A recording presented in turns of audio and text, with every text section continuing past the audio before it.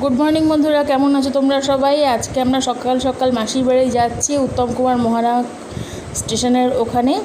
আর তারপরে রাস্তায় যেতে যেতে বালিগঞ্জে আমরা গুপ্তা ব্রাদার্সে ঢুকে গেলাম। গুপ্তা ব্রাদার্সে ঢুকে আমরা সকালের ব্রেকফাস্টটা করে নিতে চেয়েছিলাম। তো ভেতরটা বেশ ছিমছাম সুন্দর করে সাজানো, আর আমরা যখন গেছিলাম একদম ফাঁকা ফাঁকা ছিল, বেশ ভালো লাগছিল। তো আমি গিয়ে নিয়ে সঙ্গে সঙ্গে মেনু কার্ড দেখলাম, রাজকচুরি, ক্লাব কচুরি, স্যান্ডউইচ, এই সমস্ত কিছু সকালবেলার জন্য বিক্রি হচ্ছিল। তো সেখানে আমি অর্ডার করলাম হচ্ছে ধোকলা, আর ও অর্ডার করলো হচ্ছে আলুর পরোটা। তো কিছুক্ষণ পরে আমার দেখো ধোকলা চলে এসেছে, নারকেল কোড়া, ধনেপাতা, কাঁচা লঙ্কা দিয়ে। ধোকলাটা কিন্তু বেশ টেস্টি, বেশ ফ্লপি এবং সফট। এর মধ্যে তেঁতুলের চাটনি আর সঙ্গে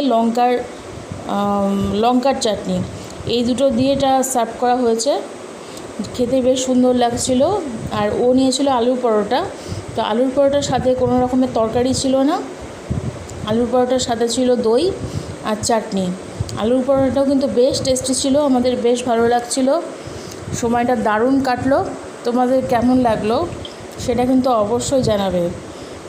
ওর কিন্তু বেশ ভালোই লাগছিল। আমি বললাম একটু আচারটা খেয়ে দেখো কেমন লাগে। আমার গাজরের আচার অতটা ভালো লাগে না, কিন্তু আলুর পরোটার সঙ্গে সেদিন আমিও একটু টেস্ট করেছিলাম, বেশ ভালোই লেগেছে। ভেতরটা বেশ ছিমছাম, বেশ